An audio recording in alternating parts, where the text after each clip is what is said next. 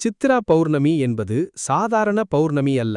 அது நம் வாழ்க்கையை சீர்தூக்கிப் பார்க்கும் ஒரு ஆன்மீக வாய்ப்பு. இந்த நாளில் நமது கர்ம வினைகளை பதிவு செய்கிற சித்திரகுப்தரை வழிபடுவது மிகவும் முக்கியமானதாக கருதப்படுகிறது. நாம் தெரிந்தும் தெரியாமலும் செய்த பாவங்களுக்கு மன்னிப்பு கேட்கவும் மனதை தூய்மைப்படுத்தவும் இந்த நாள் சிறந்ததாகும்.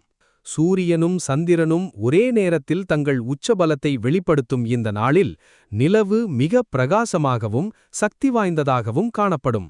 இதனால் மன அமைதி, தெளிவு, நேர்மறை ஆற்றல் ஆகியவை அதிகரிக்கும் என்று நம்பப்படுகிறது.